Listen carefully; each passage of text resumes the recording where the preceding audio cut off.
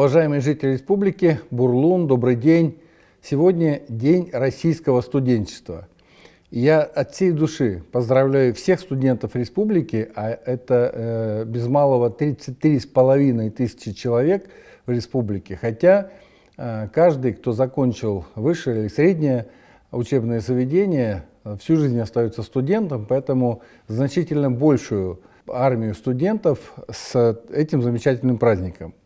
И хочу подчеркнуть, что у нас очень яркая, талантливая, целеустремленная молодежь, которая не только хорошо и отлично учится, но и преуспевает в спорте, творчестве, общественной деятельности.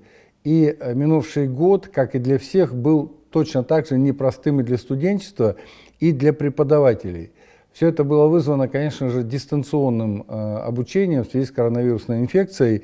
И хочу сказать, что и студенты, и преподаватели достойно выдержали все испытания вот этой дистанционной формы обучения. И не снизили уровень знаний, не снизили уровень оценок за обучение, и это очень здорово. Более того, наши студенты очень активно помогали и помогают в борьбе с пандемией. Я особо хочу еще раз поблагодарить студентов-медиков. Это более 130 человек, которые, не закончив еще медицинские факультеты, как в колледже, так и в институте, вышли на помощь своим коллегам, врачам и продолжают работу в медицинских учреждениях республики. Не только студенты-медики, не остались в стороне и студенты других специальностей. Будущие педагоги, например, во время учебной практики помогали учителям, наставникам с дистанционным обучением школьников. Студенты республики приняли самое активное участие в общероссийской акции «Мы вместе» по оказанию помощи пожилым, маломобильным гражданам, которые были вынуждены оставаться дома в условиях пандемии. Спасибо огромное. Вклад и участие каждого из вас очень важны. Сегодня я побывал в опорном вузе республики, Сыктывкарский государственный университет имени Петерима Сорокина. Это единственный вуз в республике, реализующий общеобразовательные программы высшего образования в сфере педагогики и медицины. Посмотрели лаборатории медицинского института, посмотрели, как организована работа санатория-профилактория СГУ, на базе которого с сентября 2020 года пациенты, перенесшие ковид, получают комплексное амбулаторное поликлиническое лечение, а самое главное – восстановительное лечение по уникальной собственной программе. И эта программа получила положительную оценку как среди пациентов, так и среди ученых. У меня состоялась очень интересная встреча с студентами, педагогами университета, на которой мы обсуждали очень много вопросов. Это были вопросы и моего студенчества, и моего обучения в медицинском вузе. Это и открытие новых специальностей подготовки, это лицензирование. Сегодня существует совершенно другой подход к подготовке наших специалистов, наших врачей. Обсудили кадровый вопрос в медицине, он тоже очень актуальный для нашей республики.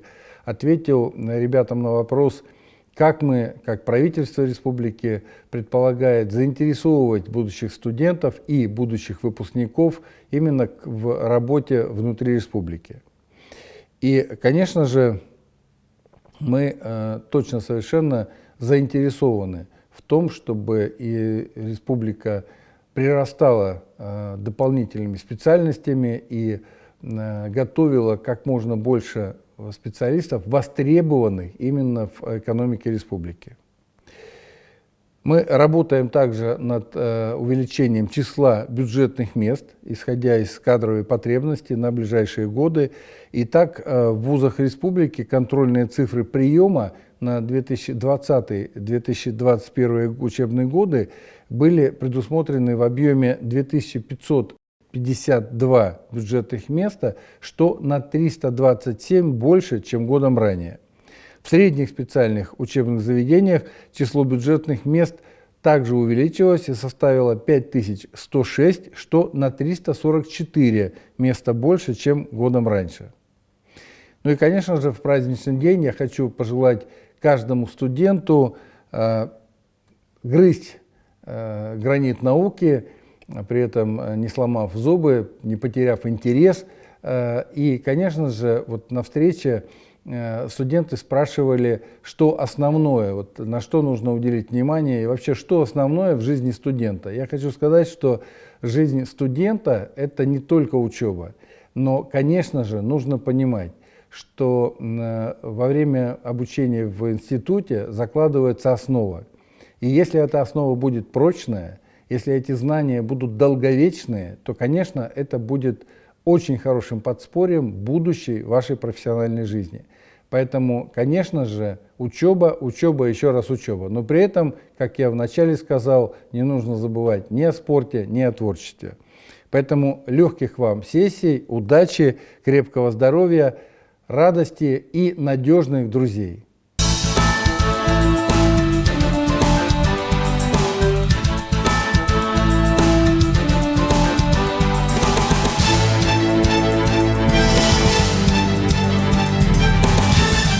Хочу рассказать вам о прививочной работе от новой коронавирусной инфекции, которая началась и в республике, и в стране.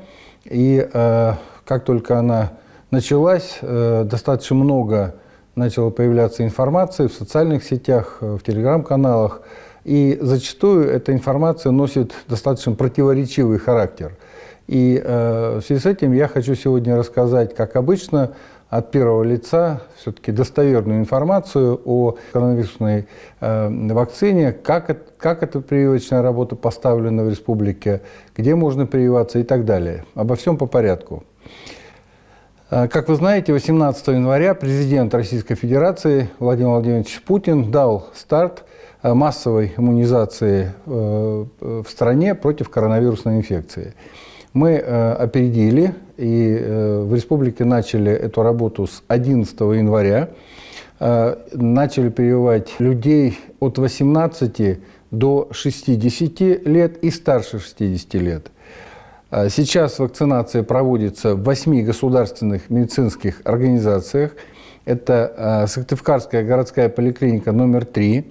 Это Эжвинская городская поликлиника, это Ухтинская городская поликлиника, Воркутинская больница скорой медицинской помощи, Усинская ЦРБ, Интинская центральная городская больница, а также районные больницы в Сыктывдине и в Кайгородском районе. Отмечу, что для транспортировки и хранения вакцины нужны очень жесткие условия холодовой цепи. Препарат хранится при температуре минус 18 градусов. И, конечно, для этого нужны морозильные камеры. Такое оборудование вот во всех мной перечисленных медицинских учреждениях есть. Мы полностью, очень строго соблюдаем холодовую цепь. Это очень важно. При этом один флакон вакцины рассчитан на 5 человек. Соответственно, приглашать на прививку нужно кратно 5. То есть нельзя пригласить одного человека, потому что просто мы не имеем права 4 дозы вакцины, что называется, выбрасывать. Далее. Вакцинация в республике востребована, желающих очень много. И теперь кто может пройти в первую очередь? В первую очередь, естественно, мы вакцинируем работников медицинских учреждений, работников образовательных учреждений, работников МФЦ, то есть всех тех людей, которые контактируют каждый день с большим количеством населения. И также в первую группу включаем людей, которые имеют хронические заболевания и старших возрастных групп, которых нужно привить для того, чтобы люди не заболели, потому что вы все знаете, что, к сожалению, у лиц старшего возраста 65+, и особенно с наличием хронических заболеваний, ковид протекает достаточно тяжело. Сколько у нас сегодня есть вакцины в республике и какая вакцина?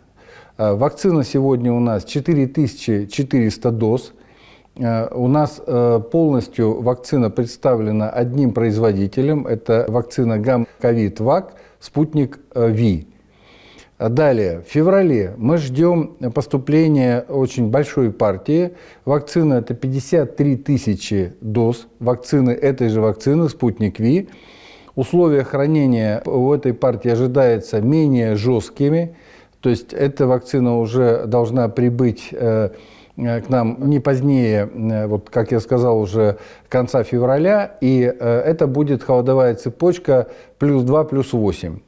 И к этому времени мы должны подготовить еще 24 медорганизации региона, вернее так, в 24 медорганизациях, с учетом ранее перечисленных, мы уже будем к концу февраля проводить прививочную работу. Как получить прививку? Прежде всего, надо записаться по телефону или на сайте медицинских организаций. Также ведется работа по организации записи через портал госуслуг. Далее, назначается день, конкретный день после записи. Нужно прийти в поликлинику именно в этот день, заполнить анкету и затем прием терапевта. У терапевта нужно будет ответить на вопросы, не болел ли человек в последние 2 недели, есть ли какие-то аллергии, на что эти аллергии. И далее уже специалист, терапевт принимает решение, возможно сегодня получить прививку или нет. То есть есть какие-то медицинские противопоказания. Далее, если человек говорит, что как будто было какое-то заболевание, то есть можно, скорее всего, доктор порекомендует провести лабораторные исследования. Ну, в основном это как раз нам подтверждение, есть ли какие-то воспалительные проявления у человека или нет. И если такое есть, то может быть отсрочена прививка. Нужно еще отметить, очень важно, что люди, которые переболели ковидом, ни в коем случае прививаться не нужно, потому что есть уровень антител, который прививка не нужна.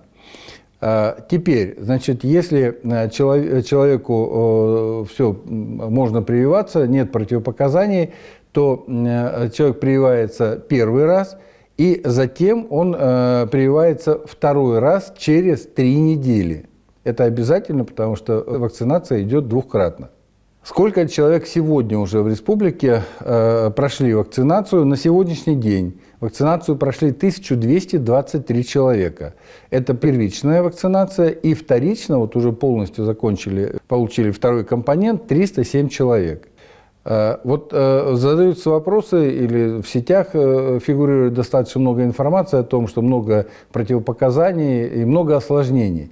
На самом деле, вот из 1223 человек, привитых первой итерацией и вторым компонентом, у нас в республике осложнений у этих людей не зафиксировано. Люди переносят хорошо, и, ну, как обычно, у нескольких человек действительно там были проявления. Проявления в основном это повышение температуры в первые сутки, в вторые сутки после прививки. Вот это по прививочной работе по ковиду. Понятно, что в процессе, как пойдет работа, я еще буду рассказывать о прививке против ковида, но вот те основные моменты, которые задаются в вопросах, я постарался сегодня ответить. Значит, по эпидситуации она полностью под контролем.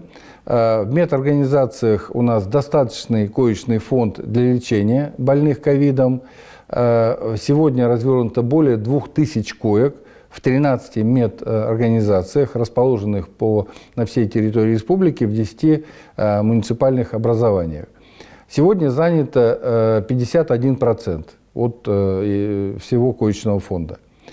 За прошлый год нам удалось оснастить специализированные медицинские организации, которые работают как раз на ковидных больных, необходимым оборудованием. Могу сказать, что достаточно большие средства потрачены и республиканских, и федеральных, и дополнительно вот на эти цели было израсходовано более 2 миллиардов рублей. И в этом году работа эта продолжается. Что еще нового вот при организации именно медицинской помощи больным с ковидом? Мы создали в 4 городах республики амбулаторные ковидные центры, именно подчеркиваю, амбулаторные, то есть поликлиники. И, конечно, они значительно упростили работу врачей и позволили создать более комфортные условия для пациентов. Были, как обычно, при любом новом деле накладки, но сейчас система отработана и работает на взгляд врачей и пациентов четко и организованно. И на сегодняшний день уже вот во всех этих городах, 4, Сыктывкар, Ухта, Воркута и Усинск, кроме вот организации этих амбулаторных ковидных центров, организована и бесплатная доставка пациентов в амбулаторные центры, так называемое ковидное такси.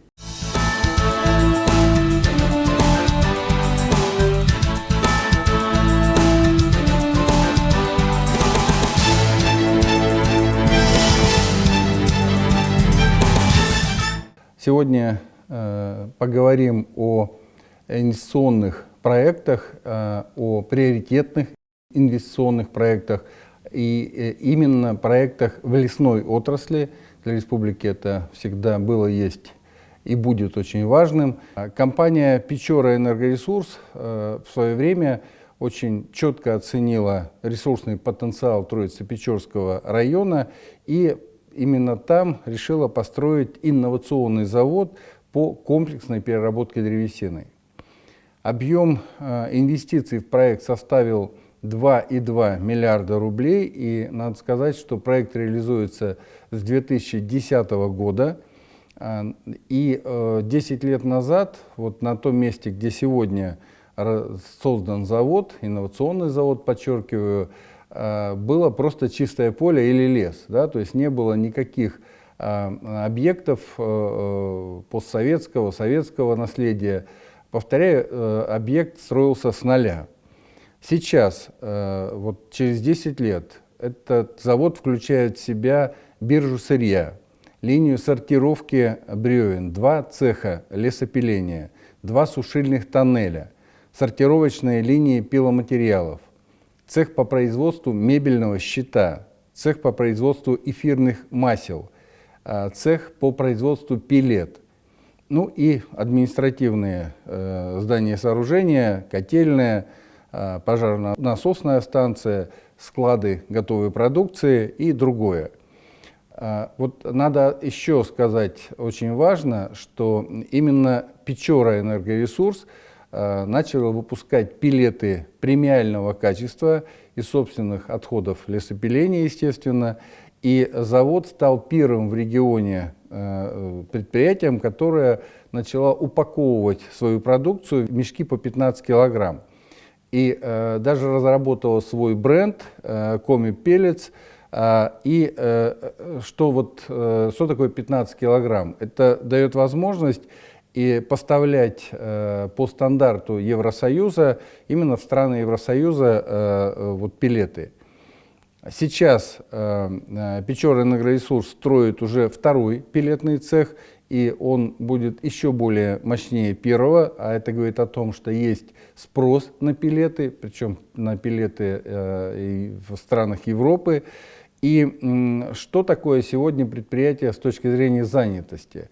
Сегодня на предприятии работает более 200 человек, а при полной загрузке введенных мощностей предприятие обеспечит работой свыше 350 человек. Также успешно завершен проект строительства в поселке Казлук, это Усть-Вымь, завод по производству конструктивных элементов деревянного домостроения.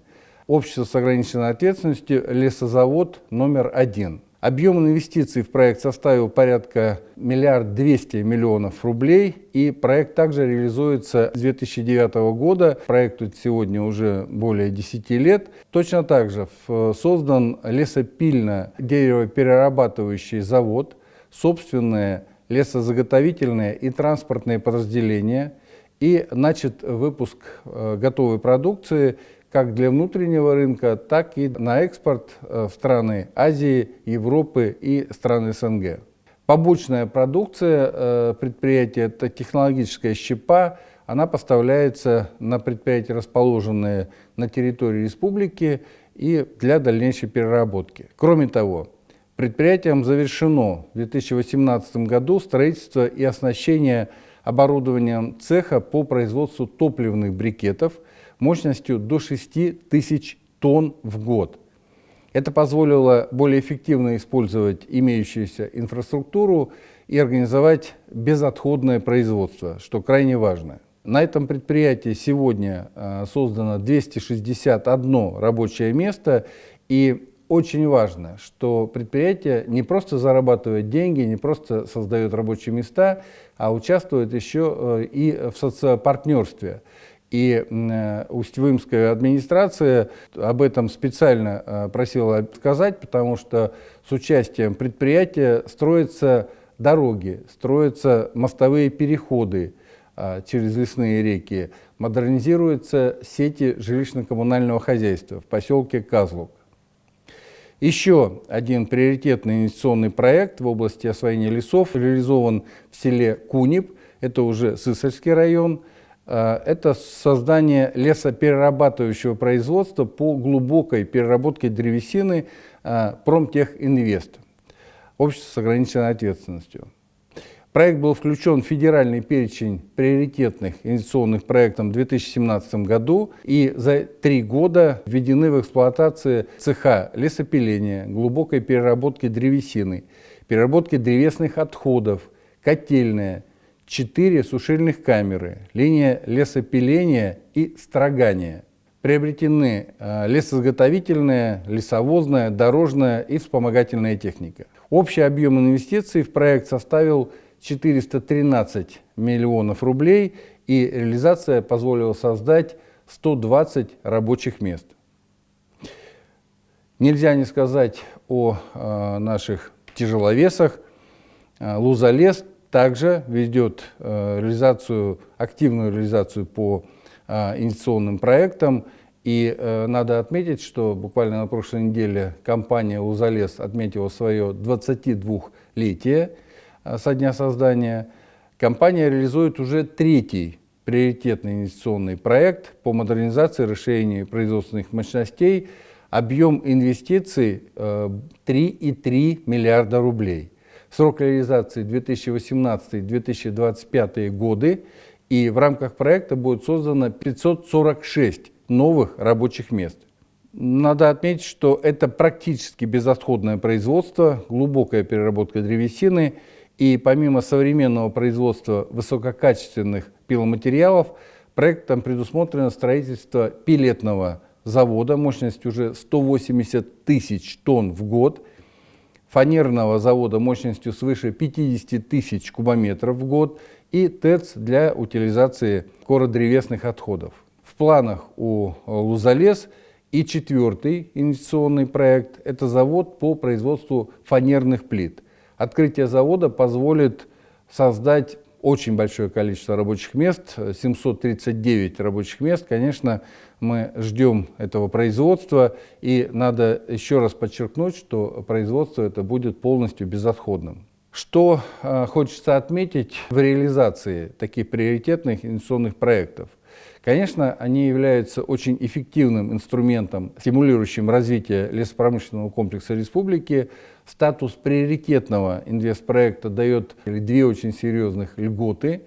Во-первых, предоставляет инвестору лесные участки в аренду без проведения конкурсных процедур. Это очень важно. Во-вторых, компания получает право на применение понижающего коэффициента 0,5 при расчете платы за арендованные лесные участки. На сегодняшний день Республика Коми является одним из лидеров в стране по количеству проектов, включенных Минпромторгом в перечень приоритетных в области освоения лесов. Сегодня у нас реализуется, плюс к тем проектам, о которых я рассказал, еще 4 приоритетных крупных инвестиционных проекта с общим объемом инвестиций более 10 миллиардов рублей. Реализация этих приоритетных проектов позволила создать уже более 1500 рабочих мест.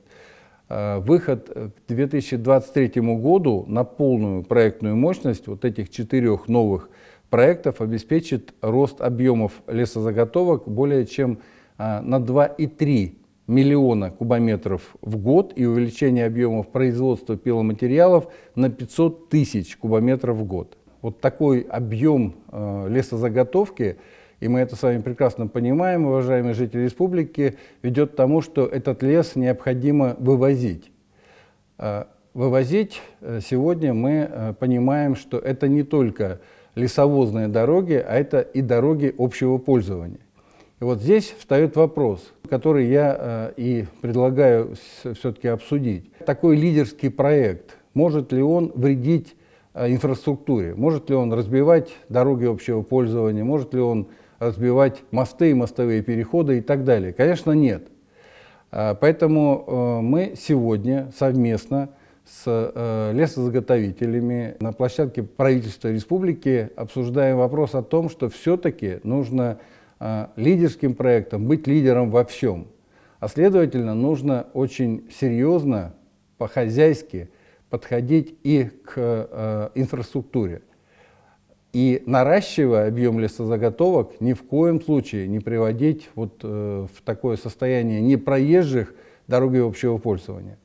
А следовательно, сегодня рассматриваются несколько вариантов наращивания объема лесозаготовок. Первое, это, конечно, рассматривается вопрос только зимнего вывоза леса. Второе, это параллельно с зимним вывозом, это воссоздание системы сплава по нашим рекам.